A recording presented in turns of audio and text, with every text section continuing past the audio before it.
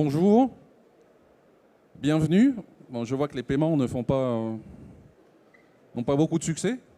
Bon, faut dire, on a Patrick Mendes en salle 1, donc on ne fait pas le poids. Merci en tous les cas à celles et ceux qui sont venus assister à cette table ronde. On va parler de paiement, donc les systèmes de paiement en hôtellerie. Parce que la restauration, c'est encore une autre façon de faire, hein. C'est pas la même chose et c'est important de s'en souvenir. On a un de nos intervenants qui a un problème d'opérationnel en hôtellerie que vous connaissez tous, les professionnels, qui n'est pas avec nous aujourd'hui. Cependant, on a quand même un hôtelier qui va porter le flambeau des hôtels et qui va revendiquer des prix les plus bas possibles.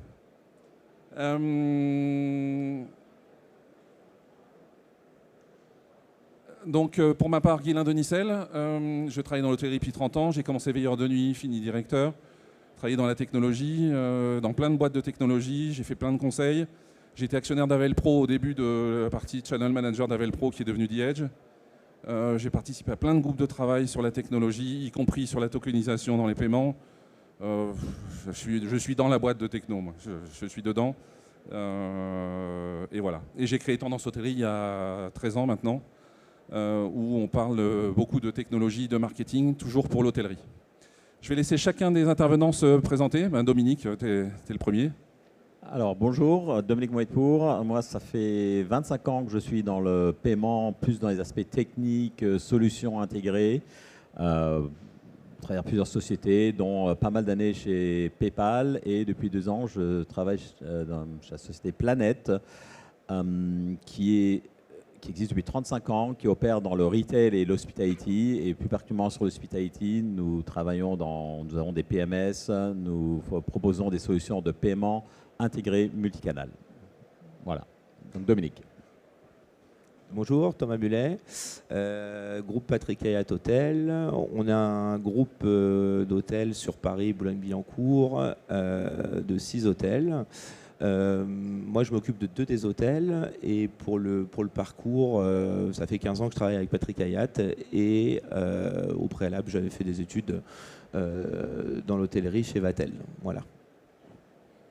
Et là, moi, je suis présent aujourd'hui parce que ça fait 1 an ou 2 quand même que j'ai commencé à approfondir le sujet des moyens de paiement.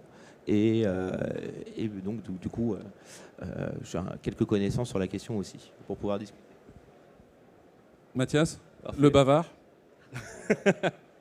Tu n'hésites pas à me couper le micro si jamais je dépasse. Ah oui. Mathias Fierot, responsable des partenariats chez Lyra. Lyra, on est un PSP qui opère aujourd'hui quelques milliers d'hôtels et campings.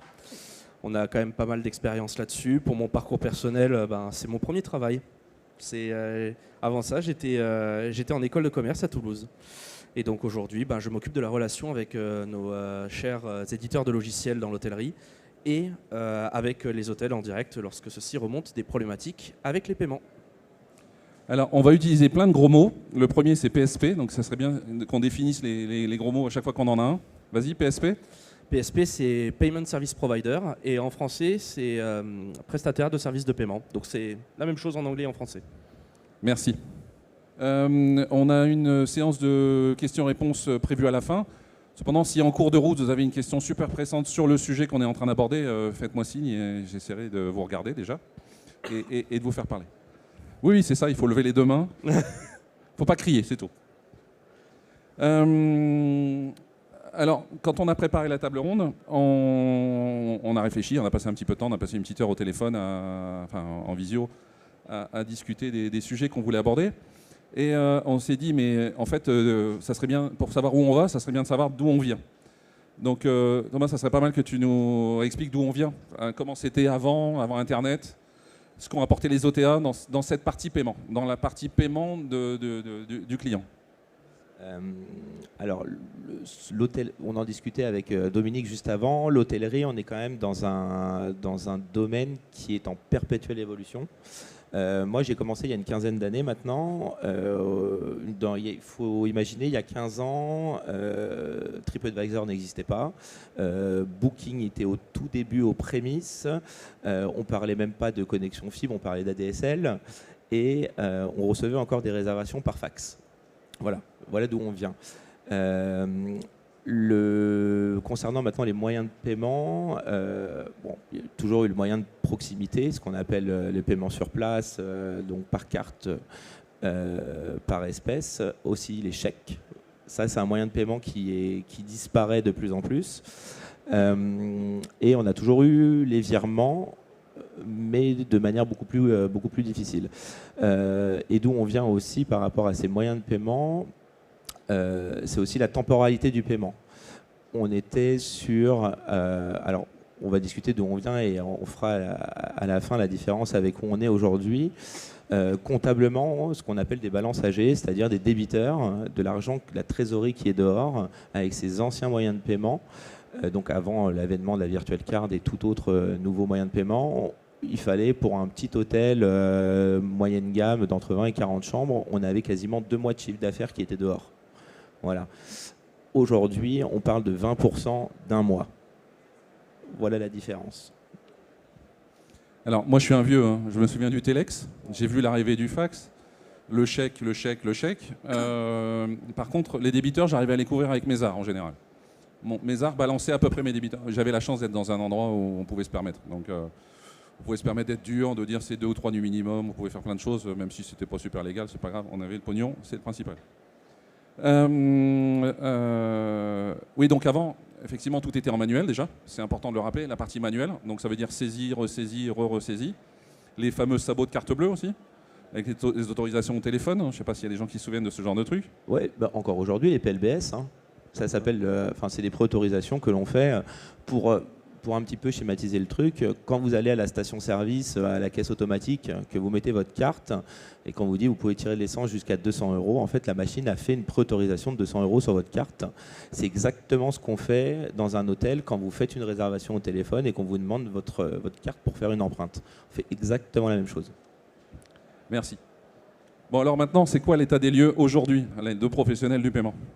Dominique? Allez, vas-y, Mathias. Non? Mathias? Aïe, aïe, aïe. Aujourd'hui, l'état des lieux, c'est qu'effectivement, les moyens de paiement se sont largement diversifiés. Aujourd'hui, on a du paiement par carte majoritairement, surtout en France, mais on a aussi maintenant l'avènement de nouveaux moyens de paiement tels que les paiements par QR code, qui viennent en particulier de nos amis belges et de nos amis néerlandais, qui utilisent respectivement Payconic et iDeal, qui est d'ailleurs une très forte prévalence là-bas. On parle de 80% des méthodes de paiement là-bas. Sur du retail ou sur de l'hôtellerie? Pardon? Sur du retail principalement ou aussi sur l'hôtellerie? Surtout, en fait, c'est une prévalence globale. Oui. Et aujourd'hui, en fait, le paiement par carte est très utilisé, notamment pour éviter tous ces problèmes de chèques qui se perdent ou de réservations qui se perdent, avec notamment le fait de pouvoir faire des empreintes, tokeniser la carte. Tokeniser, ça veut dire prendre les données de la carte et les retenir sur un serveur sécurisé, bien évidemment, pour pouvoir les réutiliser plus tard sur une autre transaction. Donc il y a un tiers de confiance qui intervient dans la transaction. Voilà. Et le tiers de confiance, c'est nous. Donc il faut qu'on explique quand même aux gens, quoi. Donc quand le client donne sa carte en ligne, en fait il y a un tiers de confiance qui vient, qui capture, c'est ça? C'est en fait à travers le logiciel d'hôtellerie qui est utilisé par nos clients hôteliers. Effectivement, donc il y a une plateforme de paiement derrière de manière générale qui va capturer la transaction et qui va sécuriser la transaction. Vos données cartes, les données cartes de vos clients, vous les avez soit encryptées, c'est-à-dire que vous ne pouvez pas les consulter, mais vous pouvez aller taper dessus via votre plateforme de paiement, ou alors, et ça dépend du logiciel, le logiciel vous les fait apparaître en clair si c'est un établissement qui est ce qu'on appelle agréé PCI DSS. Agréé PCI DSS, ça veut dire qu'il a la capacité sécuritaire pour pouvoir garantir la sécurité des données de vos clients. Ça c'est durci tout ça, non? Le PCI. Ça c'est très fortement durci, très très fortement. Dominique? Tout à fait. Et je pense qu'avec les nouvelles technologies autour de la tokenisation, on peut arriver à fournir les mêmes genres de services et d'expérience à vos acheteurs sans forcément passer par les certifications assez lourdes. Si vous voulez vraiment être PCI DSS à bas niveau, c'est des investissements assez conséquents. Mais aujourd'hui, avec les nouvelles technologies, on peut s'en passer, quoi, en fait. Tu voulais rajouter, Mathias? Oui. Juste pour avoir l'objectif en tête, clairement en tête pour les hôteliers, c'est qu'en fait, votre client n'est qu'une seule fois rentré sa carte. C'est-à-dire qu'aujourd'hui, les prestations offertes par les hôtels sont multiples, du restaurant, du spa, des services annexes, de la location, même parfois de services, du vélo, des choses comme ça. Le but, c'est que le client n'ait à rentrer sa carte qu'une seule fois lors de sa réservation et qu'après, elle puisse être utilisée dans d'autres use cases comme de la location, du restaurant ou du spa. Et ensuite, après, derrière, que le client n'ait tout simplement plus à utiliser sa carte, n'ait plus à la sortir. Une petite question là sur le sujet. Mais moi, si je suis client, je vais avoir 10 lignes de facturation sur mon relevé de CB ou je vais en avoir une seule? 10 lignes. C'est une ligne par transaction. Ah, merci, la compta va être content derrière. Mais après, derrière, normalement, les logiciels hôteliers sont censés les rapprocher entre elles. Il y a un dossier client, vous avez tous un numéro client, et les transactions sont donc toutes remises dedans, via votre PMS. Et en fait, je pense que c'est là où c'est l'intérêt de travailler avec des fournisseurs de paiement qui permettent de faire du paiement intégré, pour justement ne pas avoir ensuite derrière à devoir faire du rapprochement manuel. Maintenant, la plupart des fournisseurs proposent des solutions, vous téléchargez, vous avez un rapprochement qui est fait automatique, et au lieu de passer du temps sur le rapprochement, vous passez plus de temps finalement à la gestion de vos clients. Bon, moi, il y a un truc qui m'agace quand je réserve un hôtel sur le téléphone, c'est que j'ai pas Apple Pay. Et ça m'agace, alors que n'importe où, j'ai Apple Pay. Alors c'est quelque chose dont tu commençais à parler, en fait, c'est les différents moyens de paiement. Vous avez vu Apple Pay, Google Pay, WeChat Pay, Alipay, UPI. En fait, il y a de plus en plus de moyens de paiement qui émergent à travers le monde. J'ai oublié PayPal, naturellement. Et il est très important pour vous de pouvoir accepter ces différents moyens de paiement. Vous avez des utilisateurs derrière qui veulent pouvoir payer avec ces moyens de paiement. Donc, soit vous les acceptez, soit ils se retourneront vers d'autres plateformes qui, eux, leur permettent de réserver. Et on en parlait un peu tout à l'heure, les gens comme Booking et tous ces gens-là multiplient les différents moyens de paiement pour justement attirer les utilisateurs. Donc c'est vraiment votre intérêt de pouvoir vraiment pouvoir accepter et augmenter le nombre de moyens de paiement pour être sûr que les gens viennent payer directement sur vos propres plateformes. Donc il y a des moyens spécifiques pour certains pays, la Chine par exemple, ou des choses comme ça, ou d'autres Ah oui, bah voilà, on en a parlé au tout début, Payconiq et iDeal pour les Pays-Bas. L'Allemagne utilise beaucoup Klarna. D'autres pays vont utiliser MBWay comme le Portugal. Et Dominique les a cités, mais effectivement UPI pour l'Inde, Alipay Plus pour les Chinois, WeChat Pay aussi pour eux. Et Apple Pay, en fait, je reviens juste là-dessus 30 secondes. Il n'y a pas que cette notion-là de facilité de paiement, il y a aussi une notion de ce qu'on appelle le taux de conversion. C'est-à-dire qu'en fait, lorsque vous payez avec votre carte, vous avez un 3DS à sortir, vous avez la plateforme de paiement qui doit faire un appel, vous avez votre logiciel hôtelier qui doit aussi faire un appel dans l'autre sens. Et en fait, tout ça, ça fait des étapes supplémentaires et ça grève votre taux de conversion. Le taux de conversion, c'est le pourcentage de chances qu'un paiement aille jusqu'au bout, pour faire simple. Et le taux de conversion moyen observé, en général, il tourne autour de 80%. Et avec Apple Pay, on est aux alentours de 99,5%.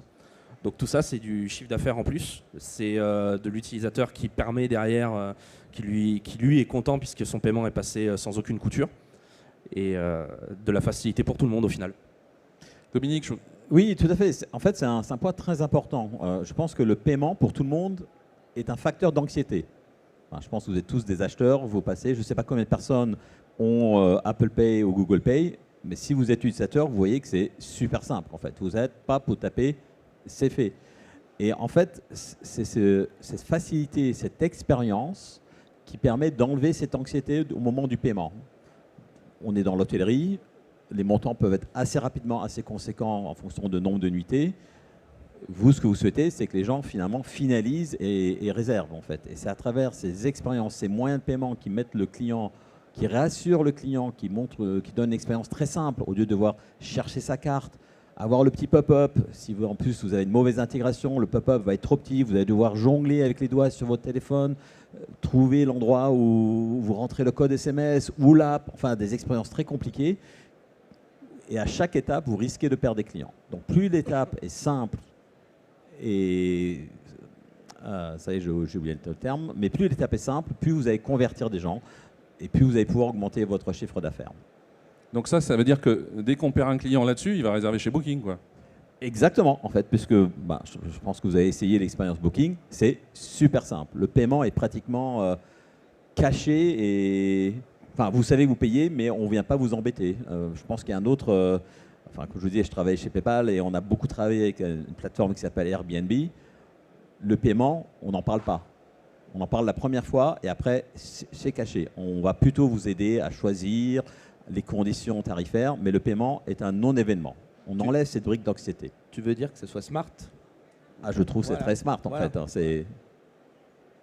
Ah, pour le client, c'est génial. Hein. Moi, Ouais. moi, quand je voyage, j'adore que ça se passe vite. Il faut qu'en un clic ou deux, ça soit fini.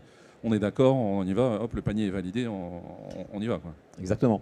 À l'inverse, j'en parlais lors de notre table ronde, je viens de réserver des vacances. Je fais partie des gens qui vont fuir Paris au mois de juillet et août. Voilà. Donc j'ai trouvé un pays très très loin et j'ai eu une expérience de réservation, mais juste horrible. Enfin, où je devais donner la moitié de ma carte par téléphone, l'autre moitié par email. Enfin, je l'ai fait parce que je voulais vraiment ce logement, mais voilà, ce n'était pas rassurant. Et si j'avais pu réserver sur notre plateforme, je l'aurais fait. Combien d'hôteliers dans la salle? Est-ce que vous pouvez lever la main, s'il vous plaît? Bon, il y a beaucoup d'espions alors. Hein. Ou des étudiants. Non, étudiants un petit peu, mais pas beaucoup. Des espions. Oh là là là là là. Que c'est vilain. Vous êtes russe? Ah, mais ça va. Pas loin? Ok.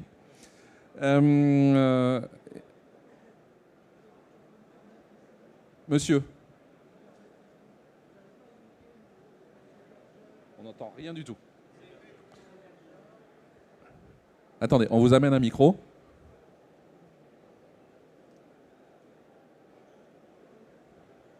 Messieurs, bonjour. Oui, je pense qu'il n'y a pas que des espions russes ici. Vous n'avez pas évoqué les hébergeurs chambres d'hôtes, dont je fais partie.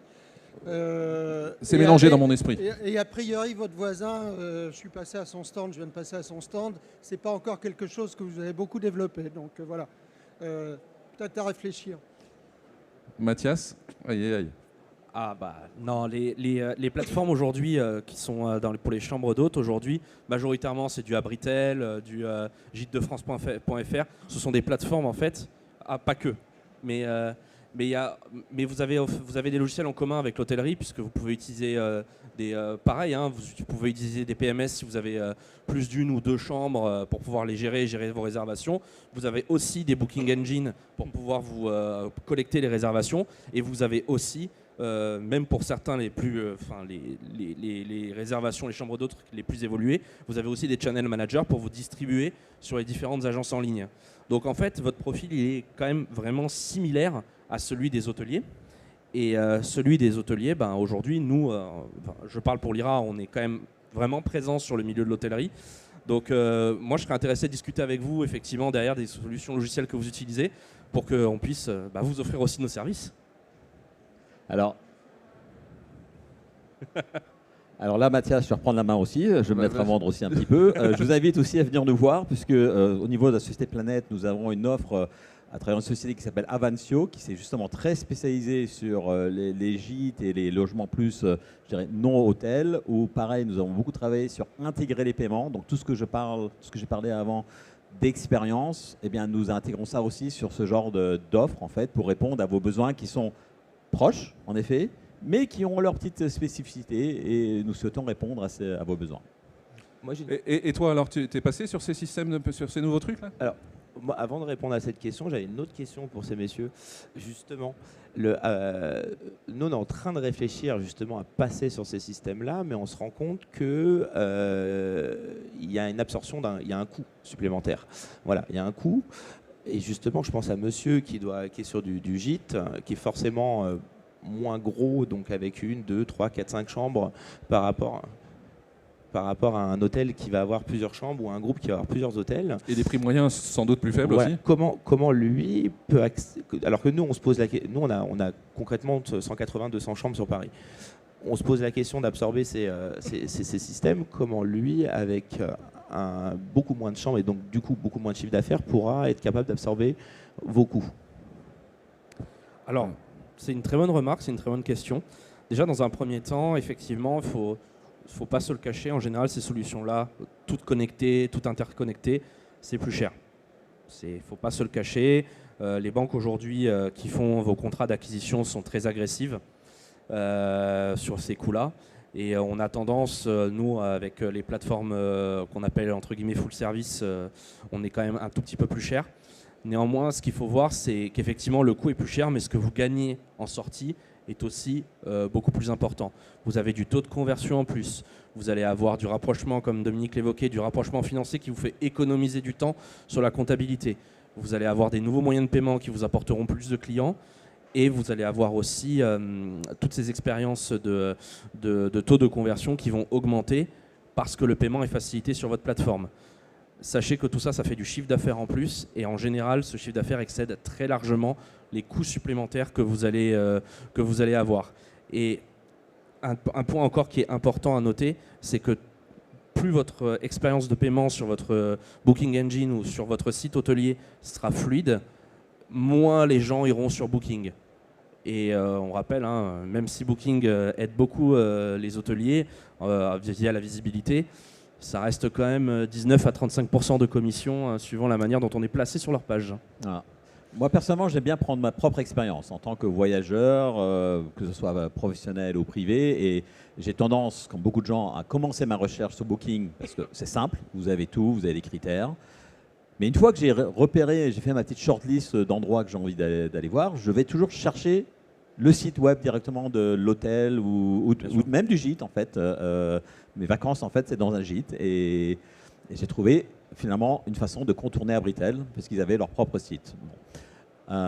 Mais voilà, une fois que je suis sur leur site, si l'expérience ne me plaît pas, si je n'ai pas confiance, si lorsque j'arrive sur la page de paiement, je me dis « Oh là, ma carte elle va se promener dans la nature et tout », bah vous savez quoi, j'arrête et je retourne sur Booking parce que malgré tout, il y a une promesse et je sais qu'ils la respectent en fait. Donc pour revenir à ce que tu disais, c'est l'expérience. Amener il faut que le consommateur, l'acheteur soit vraiment en confiance. C'est parfait, tu as introduit la question suivante, la sécurité du client. Moi, du coup, Vas-y, je vais vas-y. répondre à ta question, parce que je n'y ai pas répondu. Alors, dans un premier temps, pour nous, du côté hôtelier, on s'est posé la question de comment on sécurise nos paiements. Voilà. C'est comme ça qu'on a commencé la réflexion d'avoir des moyens de paiement en ligne. Voilà. Comment on sécurise nos paiements. Ensuite, quelle est notre vraie nécessité d'y aller et quel est potentiellement notre gain. Comme tu l'expliquais, effectivement, on va potentiellement toucher des nouveaux clients, sécuriser des paiements qui n'y étaient pas et augmenter notre taux de conversion. Tout ça, en fait, c'est un arbitrage après derrière. C'est un arbitrage à faire en fait en interne. Est-ce qu'on en a besoin? Est-ce qu'on va en avoir besoin dans le futur? Peut-être faire un essai. Voilà, sur un établissement, pas sur tous les établissements, mais ce genre de décision, ça reste des arbitrages. C'est issu d'arbitrage et c'est propre à chaque entité à chaque fois, quoi. Mais déjà, qu'est-ce que tu utilises comme channel manager et comme PMS et est-ce qu'ils le permettent surtout? Parce que s'ils ne permettent pas de se connecter à un PSP... Bon, le channel manager, c'est The Edge et le PMS, c'est Mr Booking. Donc on est en two ways complet. On est dans la nébuleuse déjà du nuage. Là-dessus, il n'y a pas de souci. Dominique? Mais du coup, en fait, c'est quelque chose qu'on discutait ensemble. C'est des fois, vous aurez peut-être tendance à comparer vos PMS juste au niveau tarifaire, en fait, sans aller plus loin. Mais finalement, une approche qui peut être plus intelligente, enfin plus intéressante en fonction de vos propres besoins, c'est d'aller plus loin. C'est à quel point votre PMS est intégré, à quel point est-ce qu'il va vous faciliter finalement des tâches qui vous prendront du temps humain à côté. Voilà. Et donc finalement, une solution qui sera peut-être légèrement plus chère vous fera gagner du temps et donc des ressources pas derrière. Mais après, c'est, comme tu disais, c'est... Encore une fois, nous, on est sur entre 20 et 40 chambres, sur des 3 étoiles à Paris. Aujourd'hui, on a commencé avec une approche vraiment minimaliste de la chose, parce que mes réceptionnistes ont encore le temps de prendre du temps à prendre les paiements, à vérifier les cartes, etc. Demain, on intègre un hôtel de 100 chambres. Là, la réflexion, elle est tout autre. Oui. Elle est tout autre. Mais de toute façon, la ressaisie, il y a double punition. Il faut ressaisir, donc il y a du temps homme et l'erreur. Le risque d'erreur, il est phénoménal. Enfin, on se trompe tous. Qui ne se trompe pas en tapant quelque chose sur le clavier? Et les risques de sécurité aussi en mettant les cartes sur un fichier Excel, par exemple. Il y a encore des hôteliers qui le font. Alors, j'étais il n'y a pas longtemps à Palma pour une conférence sur la technologie hôtelière. On parlait de sécurité. J'étais dans un Melia dont le chef, enfin le patron de la technologie a présidé le groupe sur la tokenisation et ils ont noté ma carte au stylo sur le papier que j'ai signé. C'est effarant. Et tout ça, voilà, aujourd'hui, il y a la tokenisation pour y remédier. Bon, ça va, il s'est pris 100 personnes sur la tête qui lui ont dit mais t'as pas le droit de faire ça. Donc je crois que c'est un peu rentré, mais Melia, quoi, c'est quand même pas c'est une grosse chaîne. Et au siège. Alors qu'aujourd'hui, nous avons toutes sortes de technologies, le pay by link, enfin l'envoi de liens pour saisir de façon sécurisée, les QR codes. En fait, la technologie est là et les gens la connaissent. Donc c'est bien, on a parlé de la sécurité du client. Et au niveau intégration, donc comment on fait pour que ça soit bien, que ça soit fluide dans toute la chaîne, depuis le moment où le client est devant son ordinateur ou son téléphone, jusqu'au réceptionniste, quoi. Le jour de l'arrivée, comment ça se passe là? Alors tout ça, c'est un travail, on va revenir à l'intégration, on est toujours sur un travail de partenariat. Le prestataire de paiement doit parfaitement s'intégrer avec les acteurs du logiciel hôtellerie, les trois principaux qu'on a cités, PMS, Channel Manager, Booking Engine, pour que tout se fasse de manière fluide.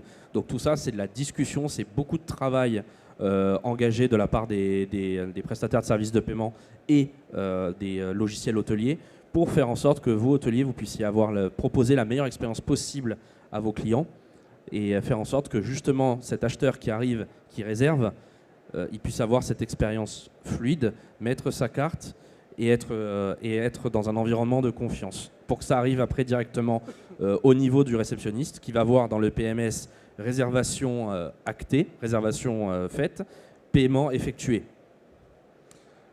Alors moi j'entends des hôteliers qui disent c'est génial, je prends la carte virtuelle, ça m'évite de me casser la tête avec la carte bleue puisque personne d'autre que moi peut l'utiliser. Mais ça coûte cher ce truc-là. Alors la carte virtuelle, il y a deux pendants. Le premier, c'est effectivement le client particulier qui va l'utiliser. Aujourd'hui, les cartes virtuelles, le particulier, peut-être que vous en utilisez, surtout les néobanques qui proposent ça, du Fortunéo, même du Lydia, pour ceux qui utilisent, il y a de la carte virtuelle. Même la banque postale. Même la banque postale. Ouais. Pour le coup, en fait, vous avez soit ce qu'on appelle la e-carte bleue, c'est un peu vieux, ou alors vous avez des cartes virtuelles Visa, Mastercard. Bon, il y a ce point-là. Ça, c'est le premier point. Ça engendre le fait de... On en reviendra plus tard, mais ça engendre des coûts supplémentaires pour vous, hôteliers. Mais surtout, le plus intéressant, c'est que cette carte virtuelle est émise aujourd'hui par des OTA comme Booking.com ou comme Expedia. En fait, ces cartes virtuelles-là vous permettent au client qui est sur Booking.com de payer, de régler, et Booking émet derrière une carte virtuelle qui sera débitée au moment où le client arrive ou un mois avant que le client arrive. Ça dépend du type de réservation que vous avez proposé. Et il y a le montant qui est déjà préchargé dessus. Ça a plusieurs avantages. Premier avantage, c'est que c'est complètement sécurisé. Votre client final, lui, il n'a pas du tout la vision de tout ça et c'est très safe pour lui puisque c'est une image de sa carte qui est créée. Les inconvénients, c'est que déjà pour vous, en termes de tarifs, c'est beaucoup plus élevé puisque pour le coup, ces cartes virtuelles sont des Visa ou des Mastercard Business, donc avec des tarifs très très élevés. Et surtout, elles ne sont pas tokenisables. Donc, comme leur nom l'indique, elles sont virtuelles à usage unique. Donc, elles ne sont pas réutilisables après pour vous derrière. Et vous impose d'utiliser après derrière un lien de paiement via votre PMS pour pouvoir tokeniser la carte et l'utiliser ensuite pour les prestations hôtelières lors du séjour de votre client. Donc oui, c'est pas donné, quoi. C'est pas donné et en fait... Booking mange dessus. Voilà, et Booking surtout, et les OTA de manière générale vont y aller de plus en plus, tout simplement parce que c'est les normes sécuritaires qui vont l'imposer dans le futur. Puisque aujourd'hui, le fait de transmettre des cartes en clair d'un acteur PCI DSS à un autre, c'est pas dans l'air du temps et c'est pas ce qui risque d'avoir dans les 3-4 prochaines années. Il y a aussi un piège pour toi à utiliser la carte virtuelle. Pour l'hôtelier ? Celle de Booking, je parle. Il y a deux choses. Il y a déjà, comme tu l'as bien dit, à la fin, on redemande quand même la carte du client sur place. Donc, le client, en voulant se faciliter en amont les choses, finit quand même par donner sa carte à l'hôtelier. Oui, mais lui, il a payé. Il est tranquille dans son esprit, il a payé. Il a payé, mais il va potentiellement la donner à l'arrivée physiquement avec le numéro saisi à la main. Donc, on a tout le bénéfice qu'on a eu au préalable est complètement foutu une fois le check-in. Et une deuxième chose, en ce qui me concerne, les hôtels dont je m'occupe, j'ai stoppé moi justement la carte virtuelle de chez Booking parce que Booking se permettait de faire ce qu'on appelle du Booking Sponsor Benefit. Alors concrètement, pour un client qui réserve sa chambre à 100 €, paye Booking 100 €, non, paye pas Booking, devrait payer Booking 100 €, mais se retrouve avec 10% de rabais s'il paye tout de suite Booking. Donc on se retrouve avec une réservation où il paye 93 €. L'hôtel, lui, reçoit sa réservation avec une virtual card de 100 €. Et en fait, concrètement, Booking renie sur sa commission pour pouvoir intégrer le paiement du client via sa plateforme. Et nous, on se retrouve avec un client qui nous demande sa facture au départ. On lui donne une facture à 100 €, ce qu'on a encaissé. Et le client me dit non, j'ai payé 93 €. Donc voilà. Donc concrètement, Booking est censé être un OTA qui vend le prix qu'on lui donne. Et en l'occurrence, joue pas le jeu avec ces moyens de paiement-là. Donc nous, ça nous pose des problèmes aussi de parité tarifaire, etc. Ça va beaucoup plus loin que... Et oui, parce que du coup, ils vont venir chez vous, mais via Booking parce que c'est moins cher, au lieu de passer par le Booking Engine et donc les prix de votre hôtel. Alors pour ça, on applique des différences tarifs. On met des markups au préalable sur les tarifs qui sont au-delà de cette différence-là. Mais quand même, le mal, il est là. Le mal, il est fait. Il y a un autre sujet dont j'entends parler un petit peu, mais pas beaucoup. J'ai lu un article il n'y a pas longtemps dans Les Échos sur la disparition du petit logo CB sur les cartes. Ce qui veut dire augmentation de la commission. Alors, un petit peu de patriotisme là-dessus. On a un réseau en France qui s'appelle CB, pour carte bancaire. Si vous prenez votre carte dans votre portefeuille, vous voyez qu'en général, vos cartes sont co-brandées. Vous avez un petit logo Visa et Mastercard et parfois, suivant les émetteurs de cartes, plus ou moins cachés, vous avez CB dessus. Ça veut dire qu'en fait, vos cartes sont capables d'utiliser deux réseaux. Elles sont capables d'utiliser le réseau CB et sont capables d'utiliser le réseau Visa Mastercard. Alors quand vous êtes en déplacement à l'étranger, c'est très pratique d'avoir Visa et Mastercard. Mais en France, on utilise en général le réseau CB. Ce qu'il faut savoir, c'est que le réseau CB, qui est un réseau propriétaire français, il est 17 fois moins cher que le réseau Visa. Et qui c'est qui paye in fine ces frais? C'est vous, hôtelier, qui les payez, puisque c'est répercuté dans vos contrats d'acquisition. Bon, certaines des banques en général le comprennent déjà. Ces cartes-là, en fait, effectivement, aujourd'hui, c'est un acte même limite citoyen de payer avec CB, puisque c'est favoriser un réseau français qui fait en sorte que vous, marchands, vous ayez le moins de frais possible au final. Et certains émetteurs de cartes reçoivent justement des avantages à pouvoir proposer Visa et Mastercard en priorité. Dominique, tu voulais dire quelque chose? Non, juste un petit détail. Vous avez peut-être vu aussi le logo CB est en train de changer pour devenir bleu, blanc, rouge, en fait, pour rappeler cette spécificité française et pour repousser, pour remettre ça en place, pour que les banques jouent le jeu, en fait. Donc, on a parlé de choses qui évoluent là. Quelles sont les prochaines évolutions réglementaires, enfin légales, ce qu'on n'aura plus le droit de faire là? La prochaine évolution qui va vous concerner le plus, c'est la fin du MOTO, donc mail order, téléphone order, le fait de pouvoir réserver sa chambre en vous donnant les numéros de carte bancaire par téléphone. Donc ça, aujourd'hui, il y a une exception pour l'hôtellerie, pour le secteur de l'hôtellerie. Et cette exception, elle ne va pas durer éternellement. Donc ça, c'est la prochaine réglementation. C'est l'utilisation donc du Pay par Link, comme on l'a évoqué tout à l'heure, pour payer une réservation, plutôt que de prendre les numéros de carte au téléphone. Et le deuxième pendant, c'est que les OTA ne pourront plus proposer les cartes aussi en échange en moto, carte en clair entre les différents acteurs. Donc la carte virtuelle? Donc ça sera l'avènement de la carte virtuelle via Booking. Ok. Ou alors il faudrait qu'ils acceptent de se connecter au PSP de l'hôtel, ce qu'ils ne veulent pas faire. Non, parce que c'est leur propre PSP. Donc ça veut dire soit tu prends la carte de Booking, soit tu prends plus de carte bleue. Enfin, tu ne vérifies plus la carte de... Soit tu n'as plus la carte émise la carte en clair capturée par Booking, exact. Ou tu peux faire prépayer aussi la première nuit en caution, aussi en prendre des arts. et ne pas prendre la totalité du paiement. Mais il faut que tu envoies un lien dans ce cas-là. C'est toi qui prends l'initiative Alors, d'envoyer un lien au client. Je ne sais pas comment ça peut faire. Tu peux utiliser la carte virtuelle de Booking que pour la première nuit, en caution. Le client paye le reste, le solde sur place. Ou effectivement, tu as le contact du client. Booking t'envoie le numéro de téléphone. Bon, se garde l'adresse mail, parce qu'ils génèrent une adresse mail propre à leur chat. Mais on a quand même le numéro de téléphone du client. Donc, par numéro de téléphone du client, on peut très bien envoyer un link. Hein. C'est pas un problème, ça. Oui, après, il y a tous les problèmes récemment là, avec les problèmes de sécurité de Booking qui ont été... On n'en a pas beaucoup parlé dans la presse, mais vous, les hôteliers, vous avez subi les arnaques. Les fuites de données. Pardon ? Les fuites de données. Les fuites de données, les clients contactés par WhatsApp pour payer ou pour repayer. On en a eu plein. Il n'y a pas aussi une évolution chez PCI ? Le PCI, en fait, restera PCI. Il y a toujours des tests d'intrusion qui sont faits pour les différents PSP.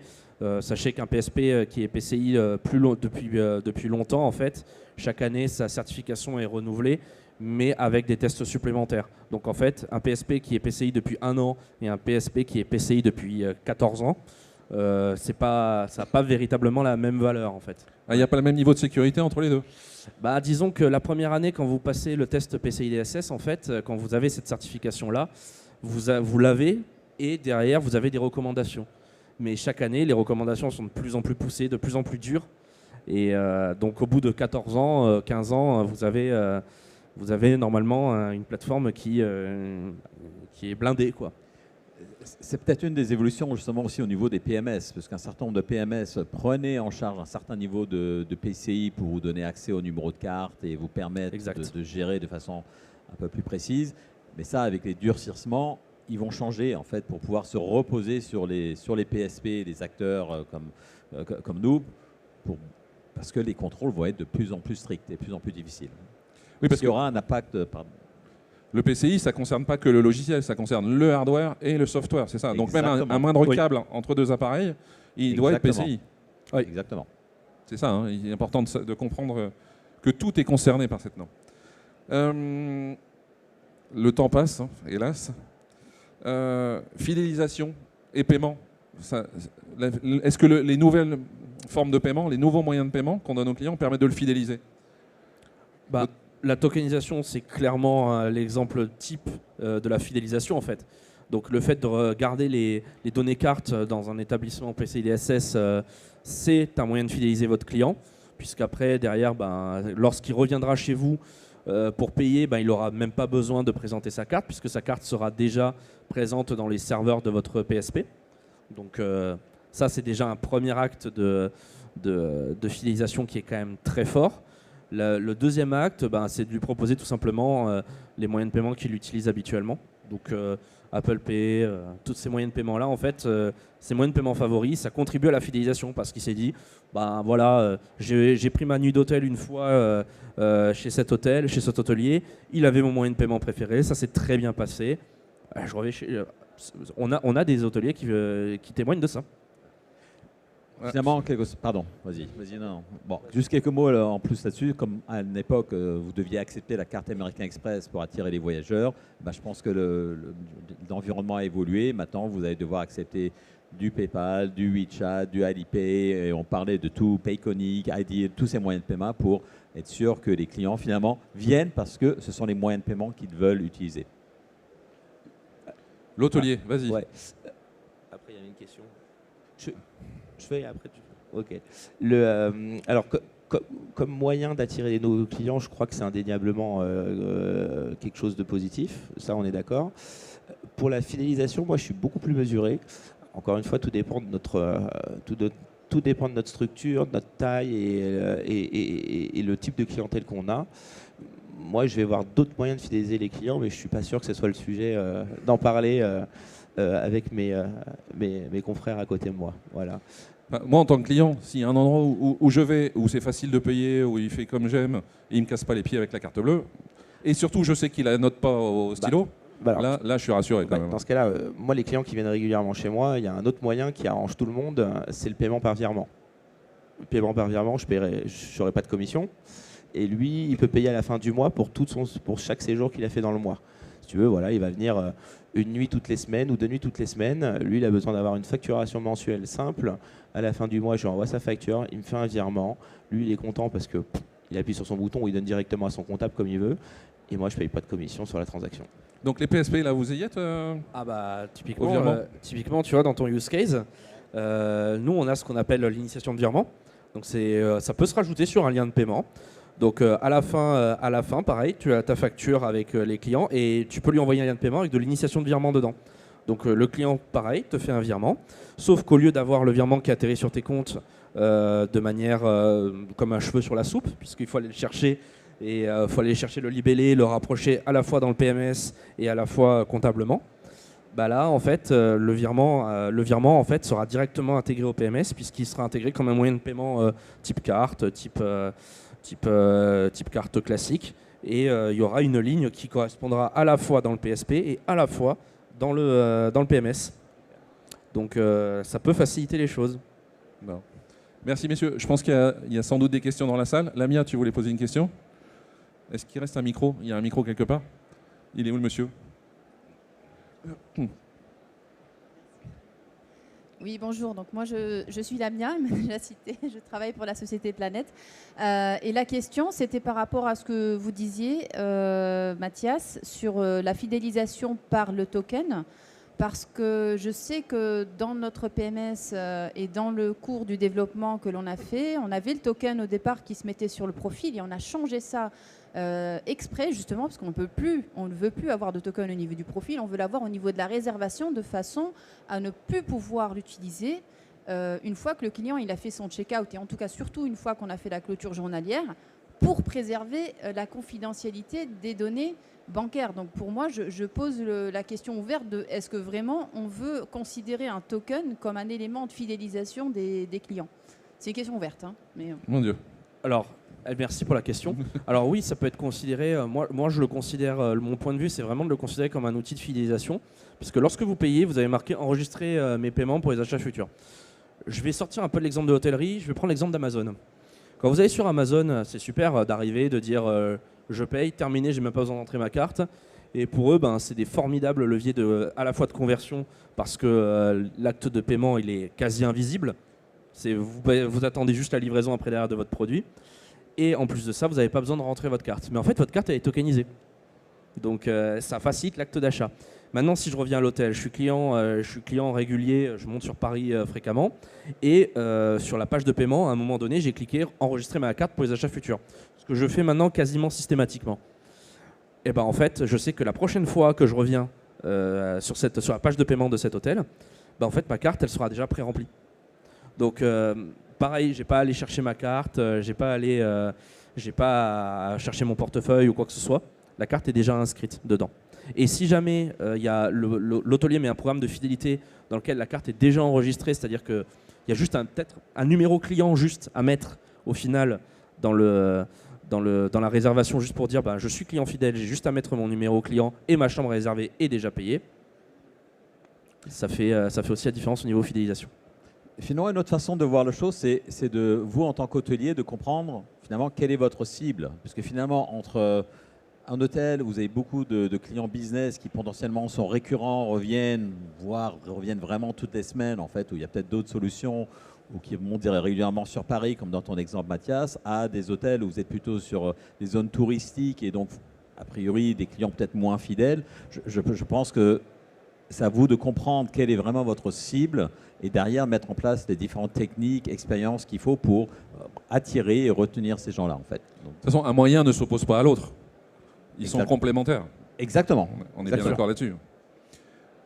Est-ce qu'il y a une ou deux autres questions? C'est bien, vous avez bien expliqué tout ce qu'il fallait dire, bravo. Écoutez, on est un tout petit peu en avance. Quelques mots pour la conclusion. Je vous avais dit 10 mots parce que je pensais qu'on n'aurait pas longtemps. Allez, on va dire 20. Dominique, tu t'y mets? Moi, je suis pour moi, c'est l'expérience en fait. Il faut que ce soit simple, clair, beau et voilà. Et c'est ça qui, personnellement, et c'est ce qu'on voit dans les études, amène les clients à cliquer et à convertir. Donc vraiment un point très important à investir. Ouais, je te rejoins en tout point là-dessus et il faut surtout, je pense, laisser le choix aux clients. Donc aujourd'hui, on avait parlé de plusieurs solutions. Nous, en tant qu'hôtelier, on se doit d'avoir un maximum de solutions possibles pour le client pour effectivement maximiser les réservations. Donc, que ça soit simple, fluide et qu'il ait le choix, et en tout cas que le choix à disposition soit le choix qui lui convienne. Bien, aussi, le petit point que je voulais ajouter en conclusion, c'est qu'on est dans un écosystème où il y a énormément d'acteurs logiciels, très riches, beaucoup plus que dans pas mal de secteurs. Et tout ce monde-là travaille ensemble, travaille de concert, pour que l'on puisse proposer à vos clients les meilleurs parcours possibles. Donc tout ce qu'on a évoqué là aujourd'hui là, pendant cette table ronde, ce sont des moyens que l'on utilise aujourd'hui pour faire en sorte que vos clients reviennent, qu'ils évitent d'aller sur booking.com pour pouvoir, pour tout simplement, pour que vous le perdiez ensuite après derrière au niveau des commissions. Et voilà. Vas-y. Je rajoute juste une dernière chose. Le mot de la fin, c'est toi. Ouais. On avait discuté avec Dominique dehors où, moi ça fait 15 ans que je suis dans l'hôtellerie et je trouvais que l'hôtellerie c'était quand même un domaine qui était assez précurseur en nouvelles techno, on avançait toujours, on va toujours de l'avant. Les virtual cards sont arrivés très tôt dans l'hôtellerie et là aujourd'hui on a l'impression qu'on est plutôt à la bourre. On est plutôt à la bourre et on est vraiment à un tournant sur cet aspect-là de la techno. Et voilà, moi je trouve qu'on est plutôt à la bourre aujourd'hui, en tout cas du côté hôtelier. Voilà. C'est en train de bouger, il y a quand même de plus en plus de PSP. Mais on est vraiment à un tournant quoi, là. Qui font parler. Les PMS sont quand même sérieusement en train d'évoluer sur le sujet. Donc ça y est, le tournant, oui, il est amorcé là. Maintenant il est amorcé. Il y a un an ou deux, j'aurais pas dit la même chose. Merci à toutes et tous d'être restés jusqu'à la fin. Je vous souhaite un excellent salon et à plus tard peut-être sur d'autres tables rondes. Merci. Merci beaucoup.